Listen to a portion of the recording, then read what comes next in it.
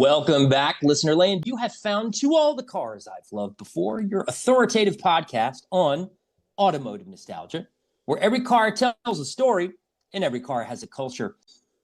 You know what time it is. It's time to plug in, dust off, get a little grease under the nails, and slip on that favorite car-themed t-shirt. Speaking of which, I'm wearing one. My partner is always wearing one. Good afternoon. How you doing there, Doug? Doing great. Great to be back here.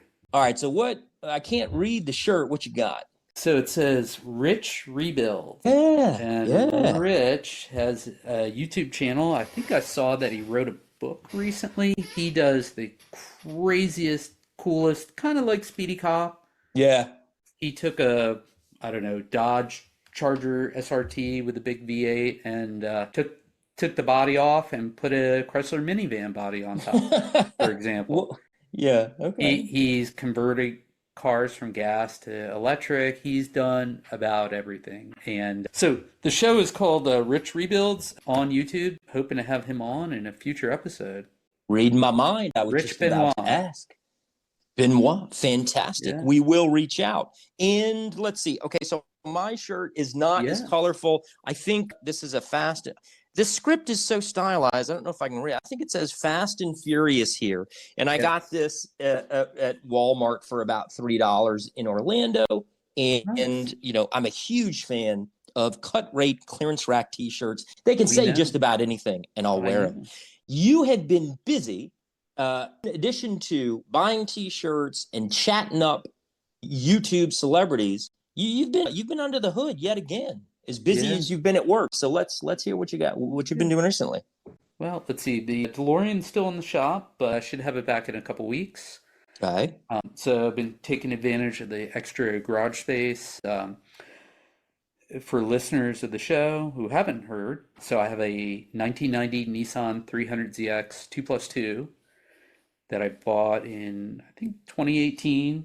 And it was the car. And I have a long memory. I can remember when it was running. Yes. Wonderfully. And I think I drove it around. You did. Drive it around in it. Well, you can remember when it was all one color. And then the problem is it kept getting hit on my narrow street, which is why I ended up building the garage. But so that car's been sitting for a couple years. It generally always starts, battery's dead. But I knew the starter needed to be replaced. I'm hoping Matt Pratt, one of our past guests, who has a Top Coat Garage, is going to end up painting it. We've been talking about that. But if I can't get it to him, he can't paint it. So I went to replace the starter, hooked everything back up. Didn't work. What's wrong with the rebuild starter? Did a little troubleshooting, thought it through, looked at a manual. Turns out, and it's, I don't know if it's a coincidence or what, but the starter inhibitor relay just was dead. And so then you say, where is starter inhibitor relay on a 1990 Nissan 300ZX? It's inside the driver's side fender well. So that in itself. And did you consult Mr. Google Wrench on this one? A little bit, yeah. Good job. Well, Good actually, job. I've got a Z buddy who lives in Denton, so I reached out to him. Look at you. Yep. Look at you. And, unstoppable. I just bypassed it real quick to check. It fired right up. No problem. So the old one where it would barely start because the starter was on its last leg is gone. So just need a new relay. He's going to get me one when he gets back in town, and one step closer to having the Z back on the road. A man of many habits. Okay, so now when that works, you'll just be able to drive it up to him. How far is he away? 45 minutes? 45 to an hour. Yeah. Yep. Okay. Yeah. Yeah. Traffic in the Mid-Atlantic. Well, it's 45 minutes with no traffic. 3 hours with. He's close. He's close to Pennsylvania. It's Roger Dodger. Okay. Good stuff. What else did we want to chat through, or did we? Recent show. Hit that. Yeah. Most recently, depending on when you're listening to this, it's already out. We had a Guinevere Frescia from Frescia Brothers in Greenwich, I got to say it the right way, Greenwich, Connecticut, who has a Frescia Brothers garage, 100-year-old family business. They've been working on Volkswagens since the 50s, since they first came to town. Now, They do restorations on all things air-cooled. So Yeah. whether it's a Volkswagen, Porsche, or the American Corvair, or Yeah, American such an Volkswagen, if you interesting, will. wonderful family Yes. legacy. And she's just a tremendous person. Yep. It's a Fourth blast to make her generation. acquaintance. Yep. Yeah. We got a road trip up there. We do. We got to buy a VW so that we have a reason to bring it up there. And then we can just kind of like hang out and talk to her dad and everybody that works in the garage. Maybe we could have one of our past guys, Aiden, who was on with his dad, who Ooh, was a Volkswagen guy. He said he was born in the wrong time period. He came up absolutely. with the every car has a culture, and we Yeah. took that statement. And he recently got his own Volkswagen 1972 Super Beetle named Miss Maggie the Bug. Yep. Just a small matter of his being about 2,000 miles away from Yeah. Greenwich, Connecticut. But you know what? Hey, it's just a problem to be solved. I Yep. did want to say, Yes. let's see. Thank the listener. Okay. So when we go into the analytics of the show, it says, here are the people, here's where you have been heard around the world over the past 5 days to a week. I think the filter was set for 5 days. So, hey, if you're in Roanoke, Los Angeles, Philadelphia, Paris, Plano, Toronto, Fairfax, Virginia, maybe that was my son Conrad, or Brooklyn, hey, we appreciate you listening. And if you like what you hear, please help us grow by telling a friend, telling somebody. Carslove.com is where you can find all of our online presences, Linktree, pictures, reviews, all this good stuff. To all the cars I've loved before, check it out on your podcast platform, streaming platform of choice. Good deal. So, Sir. Welcome back. We appreciate you listening. And did you want to get in here real quick before we introduce today's guest? No. All right. We can go right to our guest. All right. And I think that's all of our prologue. So again, help us grow if you like what you're hearing. But Doug, we got to introduce today's wonderful guest, really interesting guy. We seem to have all hit it off. How did Mark cross your radar, so to speak? Yeah, well, there seems to be 6 degrees of separation between me and everybody else on the Eastern Shore. Fewer in your case, I think. Yeah. And it all seems to link back to our buddy Andrew Blackwood. What an awesome guy. Just happened to meet him at a car show. He was driving a Trabant. Needless to know, he had like 14 other cars. And he's a paramedic on the Eastern Shore. He's introduced us to countless numbers of people, and that's how we Fascinating guy, Mark. Renaissance man. Yeah. Good deal. Well, Mark, welcome to the show. How are you this afternoon? I'm doing great, and a shout out to Andrew Blackwood as well, and thank you for facilitating the introduction. You got it. Welcome aboard. And a lot of times we introduce our guests and they're in a garage, they're in their basement, but Mark, you're broadcasting from a very special location. And could you tell us a little bit about what you are inside right now? It's cold in here. I'll tell you that. I know you're quasi outside. Well, yeah, no, the back door is open. I am currently inside a 24-foot NASCAR auto hauler. And for those in the car biz, they should be no strangers to this thing. I bought it in Delaware naked. It was just a box. And then I tricked it out into a wood shop for children. And everything in it is shrunk down to their size. And it's every bit a modern wood shop that an adult would use, but it's inside a NASCAR auto hauler. And we got to pause right there. I'm tell everybody in the world, I don't care if you're listening in Australia, Japan, the Philippines, Paris, or Plano, you want to put a smile on your face, drop what you're doing. Well, you can keep listening to the podcast, but type in Woodworks on wheels.com. And exactly what Mark just mentioned, he has a wonderful little video of the time lapse of his building exactly that at the suggestion of a neighbor of his that said, hey, you're doing something really neat and special here. You're going to want to document. So there's just the neatest video. And I got to ask you, Mark, what inspired you to do this? Are you a woodworker by trade? Did you race NASCAR automobiles? How did it come to be?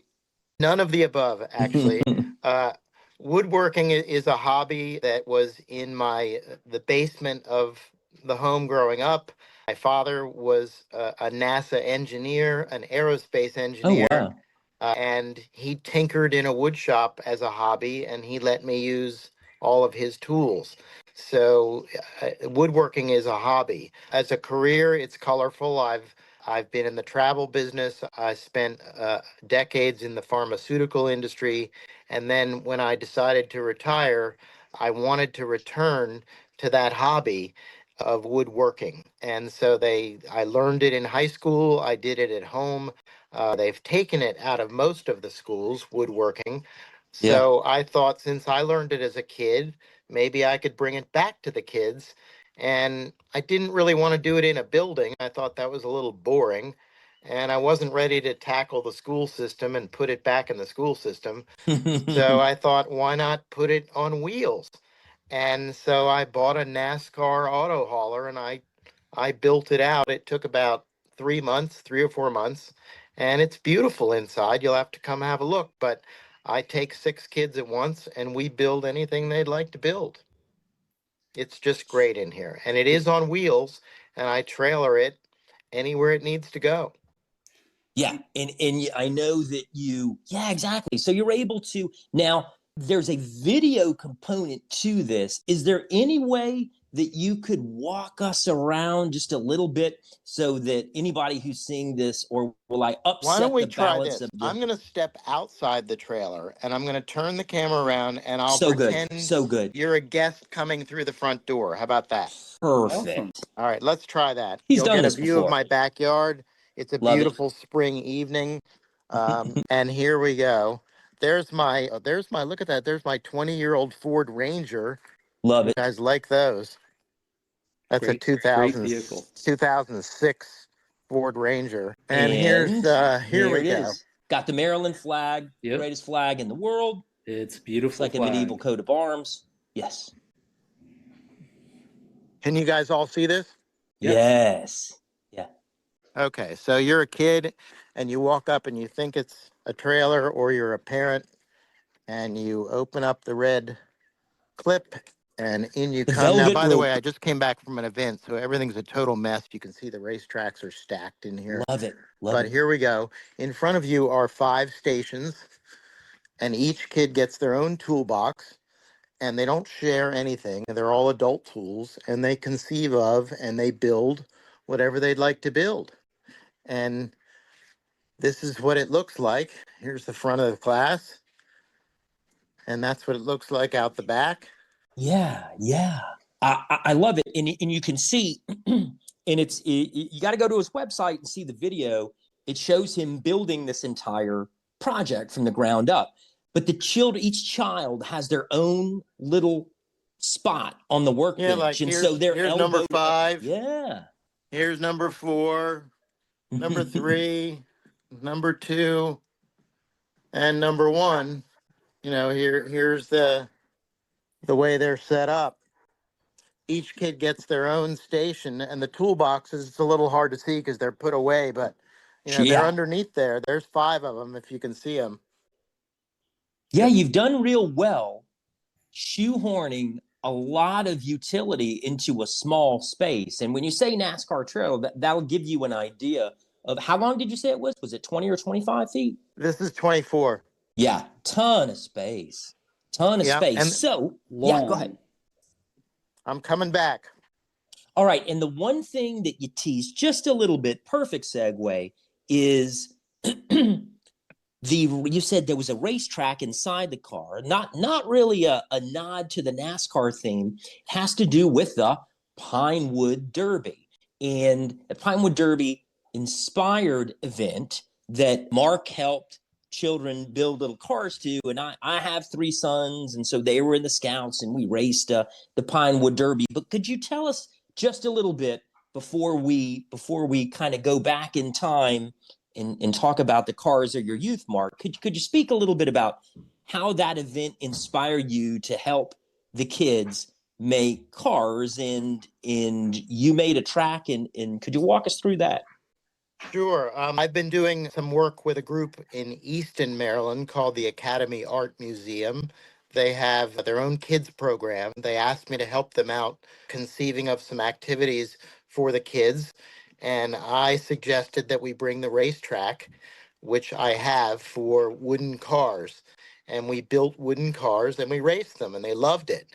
And Yeah. they had an event for showcasing Bugatti cars in the museum, Wow, beautiful. and they asked me, would I do something that would coincide with the Bugatti event? And I said, of course. Why don't we shrink the Bugattis and race them down a Pinewood Derby track? Love it. Love it. And they loved it. They weren't quite sure what it all meant, but we pulled it off, and the kids loved it, the parents loved it, and it was just great. So I hope that gives you a summary of what happened. And that is so wonderful. Thank you for sharing. I And have the pictures of it. Do you want to see the cars? yeah. Real quick. And Real while quick. while you're There you getting that go. script now, I can as just we tell were you, talking. there's all the cars. There's the Oh Pinewood yeah, Derby he's got cars. him right there. Yeah. And then there's Oh, the man. Bugattis.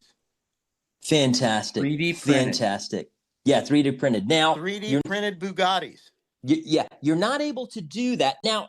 We were chatting with Mark a little bit before the show, and boy, did these memories start flooding back, because I've built several Pinewood Derby cars myself. And if you're not, and I had to run it in my son's bedroom. I have two boxes, and I try and be organized. They say Pinewood Derby, right? And that's how I know I was able to put my hands on them quickly. And so what we do is, if you're not familiar, little Cub Scouts, before they become Boy Scouts, which happens in middle school, Cub Scouts, you get this wooden blank, and then you mill it into a car. And there's Mark was saying it's a racetrack, and it's this, depending upon how long it's a fort. There he's showing it right there. Doug, we're going to have wonderful video to share here. Look, so that's the blank. Exactly. The slots are the slots on the bottom, except the nails, which act as the axles.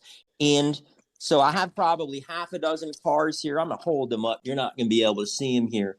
Yep, he's got it. Perfect. Oh, it's perfect. So as he's this was missing a wheel. Yeah, but that's a you can see that block of wood.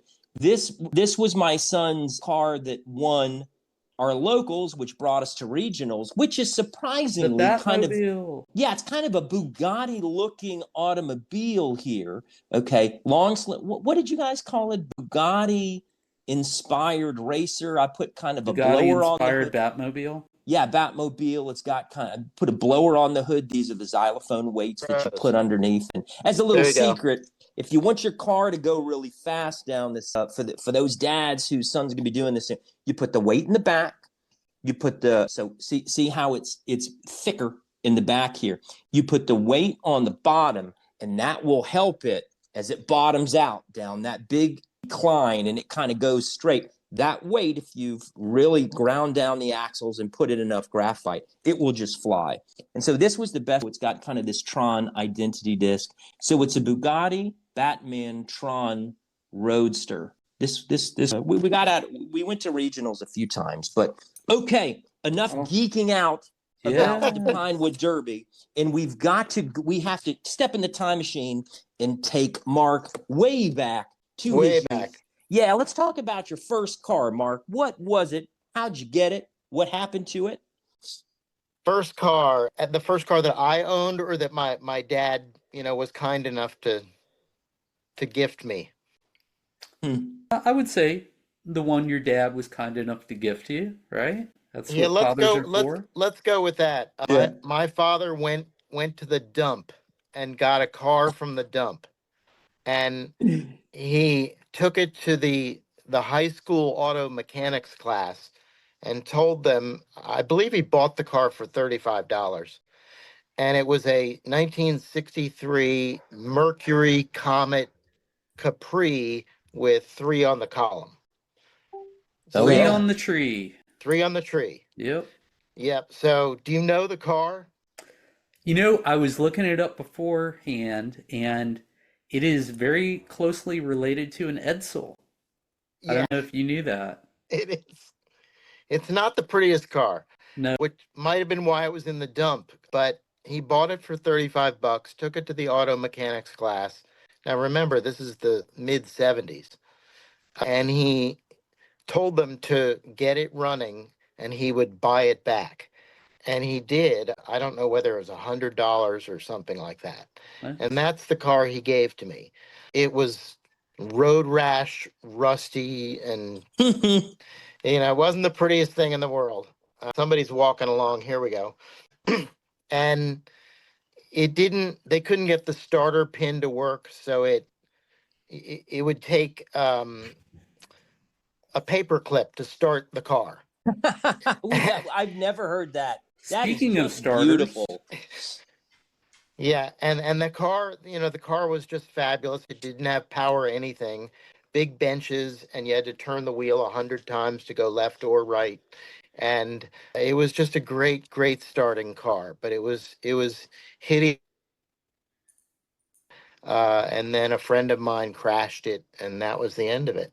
Man. That's what happens to a lot of these cars. A friend of yours crashes it. It's never yep. you. Yeah, first cars. Yep, absolutely. So, was your dad trying to teach you anything by buying the car from the junkyard?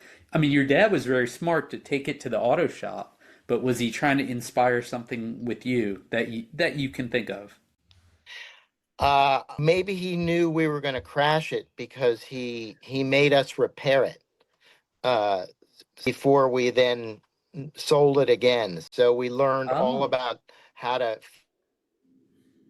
tie rods. I remember I'd never heard of a tie rod before, and we had to do quite a bit of repairs and crawling underneath it. So maybe he knew it was an old junky car, and we were going to learn how to fix cars. yeah, something was going to happen to it, and Well, not something. Something happened to it every day. It was, yeah, you know. yeah. Adventures. No And then end to the and then adventures you in a car like that. Yeah. What then you I what I guys, do what I do remember fondly about it though is that when we had a little fender bender, literally, we couldn't find another fender, and so we just drove around without it. And yeah, all through high school, and I drove around all through high school with it, missing a right front fender. yeah. There's nothing wrong with that. It's actually, as long as it has the lights, it's legal, I think. Is that true today? Could I? I don't know. I've seen people driving around without fenders and without hoods. I don't know. I think it just depends. He was trying to teach me something, Yeah. but he certainly did not go out and buy me a BMW for my birthday. We got a beater car from the dump. Yeah. And then he gave it back to the high school class once you fixed it to a certain point, right? Well, he bought it. He bought it from the high school, gave it to me, and then we crashed it a couple times, and then we sold it. So I don't think it ever made it back to the high. Okay. Gotcha. And so what was the replacement for that car, Mark? The replacement for that car, because I was thinking about this podcast, and car came in that I just had to have it. So I bought the car instead of selling it to the public, and it was a 1964 Buick Electra 225. Yeah. You And know That that car car had a too. name. that was a big car, right? It was 21 and a half feet long. It had Yep. an eight cylinder 455 in it. Agree. And that's, yeah, the deuce and a quarter, right? That's the Yeah, deuce and a quarter? Yeah. 225. Yeah, they were sort of fins, but yes, it was a really, really big car. Yep. Intended to be a luxury car, right? It was a luxury car. It had, beautifully embroidered bench seats and, a stunning dashboard, and it was super quiet and Probably I, a I smooth ride, right? totally a smooth ride. Yeah. I loved it. And I bought it for 500 bucks and I drove it for a couple of years and loved it. I had to call it the Mantis because it looked kind of like a praying mantis. But and then I know what it was. I moved into Washington D.C. when I was going to school, and I just couldn't park it, and Yeah. I sold it for $500. And so you said it was green. Was it kind of that really light metallic green that they just don't do anymore? Dark metallic. Dark metallic. I see. But I bet that was beautiful. It was metallic. No, definitely metallic. Had a light green, kind of a seafoam green interior, but a dark metallic exterior.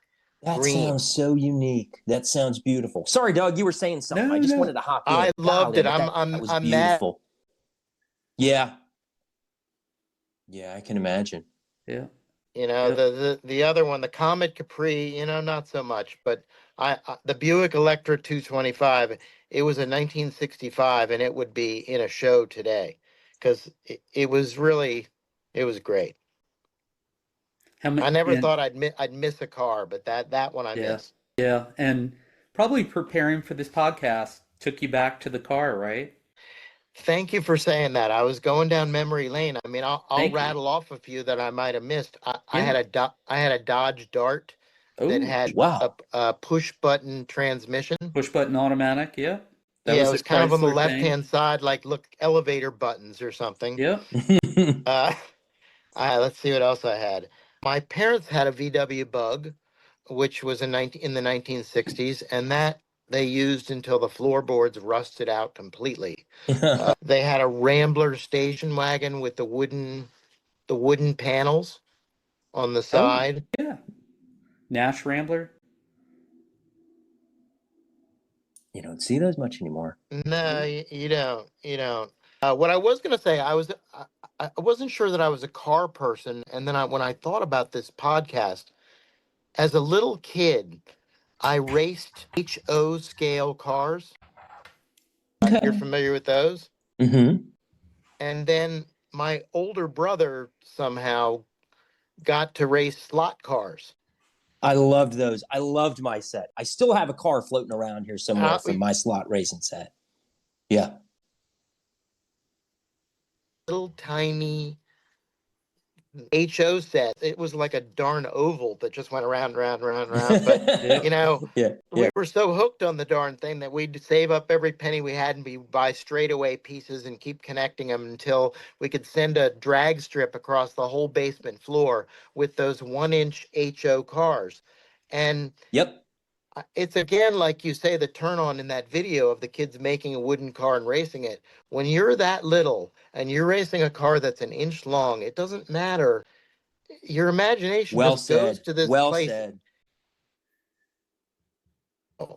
And when you're participating with those kids as an adult, whether it's a wooden car or an HO car, a slot car, or a Pinewood Derby car, or a soapbox derby car, anything but a real car. If you meet those little kids where they are, which is to them, that car is real. And it's like the Wizard of Oz to them. And if you get your head around that, your experience working with those kids in little cars will be fabulous. That's such a lovely point, such a good point. Nowadays, kids can be so obsessed with what they see on a screen. It's like the world comes to them, and I get that. There's a time and place for that. But to make something with your hands and hold this thing in your hand, that is always a good feeling. That's always been a good feeling. But with the kids of today, there's something a little extra to that tactile. It's in my hands and not on a screen. Go ahead, Doug. You were going to hop in. No, I'm totally with you. Well, it's more than beyond a feel good thing. I mean, there's a reason they use this stuff for STEM science, and good you know, point. it's got all, you know, it's gravity, it's friction, it's physics, there's team building, there's all kinds of. Such a good point. It's a metaphor in life if you build a Pinewood Derby car with your kid. Well said. Wow. I agreed. So what we know you love that Buick, but what would be your dream car besides that Buick if you could have it back? One that I lost or one I never got?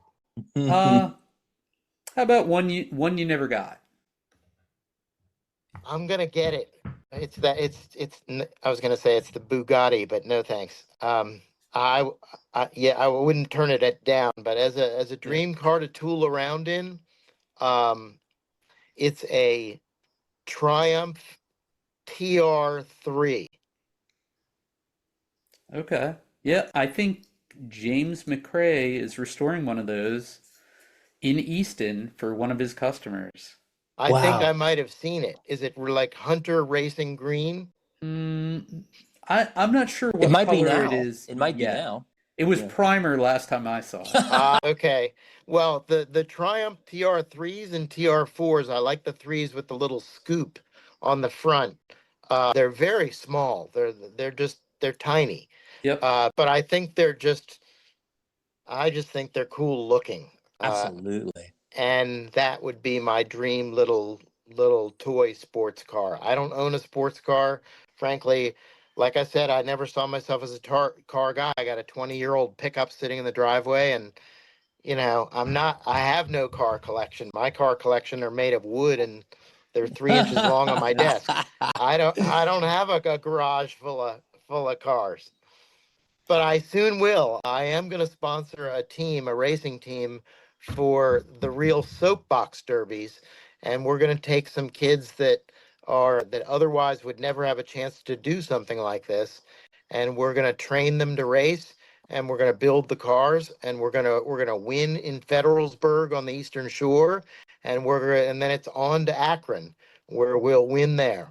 Can't wait to hear about it. We're gonna have You to heard have you you back. heard it here. You Hey, heard it here. you're on the record, so now you got to back it up. We're That was gonna my have you back once it happens. Yeah, That was I my love it. Babe Ruth, my Take Babe pictures, Ruth take call right videos. there. Call your shot. Call that shot. Sounds like a winner. So, all right, we're getting close to time here, and as we guide the podcast gently to the off ramp, got two last questions for you, Mark. Number one, why is your least favorite car the brown Dodge 1974 van? I know you had some great times in it, some not so great times. We don't have time to get into the legend of, and I'm sure you took road trips in that car, and it made me think of, when I took my kids on road trips there. But when I say a brown Dodge 1974 van, just what's the first thing that comes to your mind? What strikes you? As the good in the van. Yes. Okay, sure. Or Yeah, bad. no. There were no bad times in that van. Okay, It was fair. fabulous, and I'd take it back tomorrow. But I did share that van with three siblings, all teenage young drivers, and the van took a hit every couple of weeks, and it had a very colorful life. But eventually we had to start popping the engine cover off of it and spraying ether down into the carburetor so it would start. And those are sort of fond memories to me that finally, gave it up, and it was so beat up and hit so many times, and we hit so many things in it, but we went on a lot of road trips and skied in it, and my friends to this day, say, remember the van? We just called it the van. The van. So, Yeah, got it. and to be a high school senior and to be able to show up, at your high school parking lot with your license, although I didn't own it, you were still in a van, and that was just I in the got it. 70s. Yeah, I You got could it. fit a Well, lot of people in that van and yeah, become and very popular and Doug if says you all the weren't. time. Doug says all the time that the show is about family. And a lot of times these metal machines are just vectors for the stories of our lives, the people that have come and gone in them. So yeah, that's a great answer to that question. On the way out, last question here for you.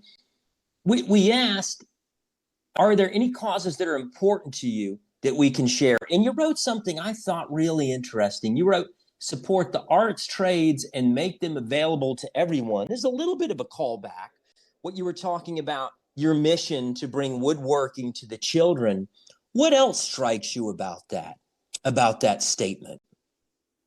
So it's supporting the arts and the trades. I think arts and Yeah. trades, arts Many trades are art, and Good, there you such a good go. point. Such a good Uh, point. Yeah. but I would say that as a young kid, I was turned on to woodworking. And my dad, although he was a NASA engineer, he enjoyed, making marionette puppets and little wooden race cars. And, So interesting. it's beyond your profession. It's a hobby, like anything.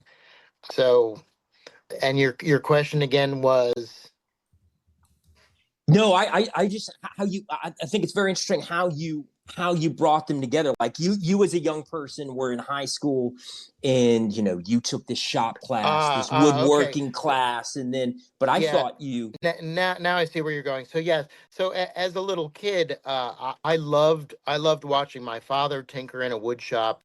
I signed up for wood shop classes in high school. It was my favorite thing to do. And although I didn't do it as a profession later on in life, I'm not a carpenter. I consider myself a skilled woodworker, but I'm self-trained to some degree. And I just saw it as an art and certainly a trade that is not necessarily gone, but it's disappearing, and it's yes, more difficult to find. yeah. And so woodworking as a class, you could either take, I guess, shop, or you could take home economics and learn how to bake or sew or type. I took both, I think. But those are gone, and Yeah. they're replaced for the most part with tech. And tech is not a bad thing. It's just replaced, the woodworking is gone. And so certain, I guess you'd say certain maybe charter schools or private schools, Hmm. Hmm. they've put maker spaces back in, and they've done a really good job of it. Yeah. But uh, uh, for the large part, the public school system, it's gone. And when I retired from my career in pharmacy, to bring that hobby back Sure. and bring it the joy that I had. And in the process, Great I've answer. learned that if you want to fix something in your house, or you want to do an addition, or you want to build something, or put something together, it's something I don't even think twice about. I just go do it And because that's it's yeah. second nature. I watch other people struggle, and they kind of, okay, who do I call, kind of thing, or they look frustrated with it. They don't have the right tool or the skill or both. And Yeah. so when I see people that are really good at something, they might have learned it as a kid like I did. They might have gone to a trade school and learned it, but they're not all in tech, and they're not Yeah. all working in whatever, they're not all doctors and lawyers. And the truth is, they're the guy that fixes your sink, and you know You call in the middle of the night. Yeah, when something's leaking, for sure. is my thing. And so I have a real appreciation for the trades, as you say, and the arts, because Yeah. I think a trade is an art done A well. lot of intersection. There's a Yeah. lot of Agreed. intersection, and Great answer. frankly, there we could use a lot of it. And if you can spark it in a little kid through a Pinewood Derby car, it doesn't matter how it happens. It certainly happens doing it through that process, as you know. Great uh, answer. Yeah, Bring it on. great answer. And that's couldn't say it any better with his mission right now. Woodworksonwheels.com. Check it out. It's going to put a smile on your face, just the way it put a smile on my face. Mark, it's been wonderful to meet you. Agreed. There it is, gliding across the screen. Another video moment for sure. Mark, it was fantastic to meet you. Thank you for making the time today. Doug and I Thank you, really Mark. enjoyed a little bit of time in your schedule. Thank you for having me both. Fantastic. And we're going Absolutely. to have you back. That was To All the Cars I've Loved Before. You just heard the high revving, low mileage, late model, heard around the world authoritative podcast on automotive nostalgia. He's Doug. Reach him at doug@carslove.com. I'm Christian. Reach me at christian@carslove.com. Hey, and he was Mark. What else can you say? Woodworksonwheels.com. If you like the show, feel free to tell your friends, forward. That helps us grow. Please follow, tell a friend. Check us out at carslove.com. I'm sure we'll see you at the next local car show, showroom, race trip, or concourse. And we appreciate you listening, as always. We'll see you next time. Thank you, listener land.